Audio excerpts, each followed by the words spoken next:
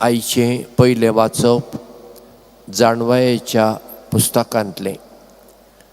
आनी ह्या पुस्तकांत कसली जाणवाय आमकां मेळटा? संवसारी जाणवाय न्हय. संवसारी जाणवाय आमकां इस्कॉलांनी कॉलेजींनी पुस्तकां वाचून यूट्यूबाचेर वा नियाळ करून आमकां मेळटा. पूण ही जाणवाय दैवीक जाणवाय ती खंयच आमकां तशी मेळना. तें देवाचें देणें. तें पवित्र आत्म्यांतल्यानूच आमकां ही दैवीक जाणवाय मेळूं येता. आनी आयच्या वाचपांत आमकां सांगलां कोणाक ही दैवीक जाणवाय मेळटा? जो खोटेपणान जियेता, पातकान जियेता, थंय दैवीक जाणवाय येवची ना. नितळ काळजाच्या मनशांक, साद्या मनशांक दैवीक जाणवाय मेळटा. कित्याक थंयसर पवित्र आत्मो येता. म्हणटच ही दैवीक जाणवाय जर आमकां मेळूंक जाय, आमी नितळ काळजाची जावंक जाय, नितळ मनाची जावंक जाय आनी आमचें जिवीत देवाक मानता तसलें जावंक जाय, लोकांक न्हय. जायते फावटी आमी लोकांक खुशी करूंक आमी जियेता. लोक आमचे विशीं कितेंय उलोवं, बरें उलोवं वायट उलोवं, देव आमचे विशीं कितें चिंता काय हें आमी दोळ्या मुखार दवरून जिवीत जियेल्यार आमकां देवाची जाणवाय मेळटा. आनी ही जाणवाय फकत सांतांक आनी सांतिणीक मात्र न्हय, साद्या लोकांक सयत मेळटा. आतां आमी जाणां पाद्रे पियो, ताका देवान एक देणें दिलेलें. ताचे मुखार जर एक मनीस आयलो, त्या मनशाच्या काळजांत कितें चलता तें तो काळीज आनी मन वाचतालो आनी सांगतालो. सिस्टर सांत मरियम बावोडी ही भितरली माद्र कार्मेलीत, तिकाय देवान हें देणें दिलेलें. ती सांगताली मनशांक पळोवन, तांची काळजां मनां वाचताली. आमकां देव दुसरी देणी दिता. ताका जाय तेन्ना ताका जाय तशी तो वांडटा. फकत आमी मागूंक जाय, सायबा म्हाका तुजे दैवीक जाणवायेन भर. आयच्या शुभ वर्तमानांत 3 विशय सांगलेले आसात. पयलो,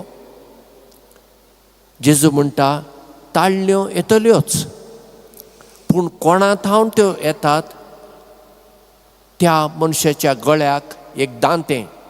आदी आमी दांत्याचेर तांदूळ वा कितें घालून पीठ करतले. आतां दांती कोण वापरना, आतां सगळें गिरणीक वता. तें दांतें बांदून दर्यांत उडयल्लो बरें म्हणटा जेजू. म्हणजे म्हज्या नेसनांतल्यान, म्हज्या उतरांतल्यान, म्हज्या जिवितांतल्यान हांवें दुसऱ्याक वायट देख दिवंक जायना.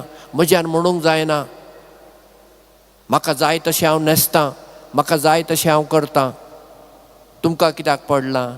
ना, क्रिस्तांव मनशाचें जिवीत आपणा खातीर ना. आमचें जिवीत आसा दुसऱ्यां खातीर. देखून आमच्या उतरांतल्यान, आमच्या करण्यांतल्यान, आमच्या जिवितांतल्यान आमी हेरांक बरी देख दिवंक आसा. नाजाल्यार ताची शिक्षा आमकां मेळटलीच. वा ती शिक्षा आमीच आमचेर ओडून घेता. उपरांत जेजू म्हणटा, तुजो भाव वा भयण चूक करता आनी तुजे लागीं येवन 7 फावटी बक्षाणें मागता, तूं बक्षी म्हणटा. हें लुकाच्या वांजेलांत अशें आसा. आनी एक कडेन आमकां मेळटा, पेद्रू जेजूक विचारता, म्हज्या भावाक कितले फावटी हांवें बक्षूंक जाय? 7 फावटी. जेजू म्हणटा 7 न्हय, 7चे 70 फावटी तुवें बक्षूंक जाय. ताचो अर्थ कितें? जुदेवांची एक चाल आसली. कोणी मनीस 3 फावटी चूक करता तूं ताका बक्षी, 4थ्या फावटी ना. जेजू सांगूंक सोदता जितले फावटी चूक घडता आनी तुजो भाव वा तुजी भयण बोगसाणें मागता तूं बक्षी म्हणटा, कित्याक देव आमकां बक्षिता न्ही. आमी कितलीं पातकां करता, ल्हान जावं व्हड करिना, करता मू. देव आमच्या दर एका पातकाक ख्यास लायता, लायना. पूण एक दीस मागीर शेवटाक आमची झडती जातली, दुबावच ना. पूण देव आमकां जाय तो वेळ दिता आमचें जिवीत बदलून घेवंक. तशेंच आमी आमच्या भावांक आनी भयणीकूय वेळ दिवचो पडटा, हें जेजू सांगूंक सोदता. आनी तिसरें, जेन्ना जेजूच्या शिसांनी म्हणलें आमचो भावार्थ वाडय चडय, तेन्ना जेजू म्हणटा तुजे थंय सांसवाच्या कणां तितलो भावार्थ आसा, तर ह्या तुतीच्या झाडाक, तुतीचें झाड आमच्या गांवांत चडशें पळोवंक मेळना. थॉमस स्टीफन कोंकणी केंद्रांत तुमी गेल्यार परवरे, थंय एक तुतीचें झाड आसा, मलबरी ट्री, बारीक फळां जातात खावपाचीं. त्या झाडाक तूं हांगा थावन वतें दर्यांत वचून थंय वचून पाळांक घे म्हणल्यार तें वेतलें म्हणटा. आतां ताचो अर्थ कितें? हांगाचें झाड थंय वेतलें ना. म्हणजे जेजू सांगूंक सोदता तुजे थंय थोडो भावार्थ आसल्यार जें कितें असाध्य जायना अशें तुका दिसता तें देव करता. आनी पळया, हें साद्या मनशाच्या जिवितांत घडटा. हांवेंच अणभवलां. कित्याक आमी पाद्री म्हणटच लोक आमचे कडेन कुमसाराक येता आनी तांचें दूख आनी कितें ती सगळें पिडा आनी कितें सगळें सांगता आमकां. थोडीं दुबळीं मनशां गोंयांत अशीं आसात, तांकां एक जेवण मेळपाक भोव कठीण. कित्याक? घरकार बेबदो, पूत बेबदे. तिणें मासली नुस्तें विकून वा भाजी विकून आपणाचें आनी तांचें पोट भरचें पडटा. आनी तसल्यांक जर काळजाचें दुयेंस जाल्यार दोतोर म्हणटा ऑपरेशन करूंक जाय, खंय आसा दुडू? आनी तेन्ना ती येवन जेन्ना आमकां सांगता, हांव म्हणटा बाय तूंय माग हांवूय मागतां, देवाक जाय तें जातलें.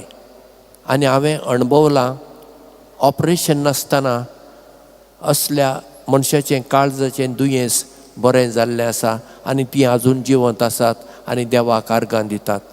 कित्याक?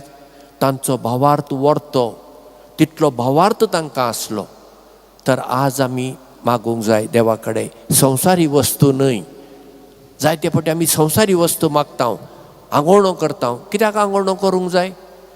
संवसारी वस्तू आमकां कितल्यो दिल्यो जाल्यारय त्यो पावच्यो नात. आमी मागूंक जाय गरजेच्यो वस्तू. भलायकी आमकां गरजेची, कित्याक भलायकी ना जाल्यार आमचें जिवीत भोव कोडू जाता. आमी मागूंक जाय दैवीक वस्तू, म्हणजे म्हाका बोगसाणें दिवंक जायना, म्हाका दुसऱ्यांचो राग आसा, म्हाका नसाय जाता, हांव दुसऱ्यांचें वायट चिंतां, वायट उलयतां, दुसऱ्यांक वायट करतां, दुसऱ्यांक हांव ताळणेन घालतां. हें सगळें काड सायबा म्हणून आमी देवा कडेन मागल्यार, भावार्थान मागल्यार देव आमच्या आदाराक पावतलो. आनी हेंच जावं दी आमचें मागणें.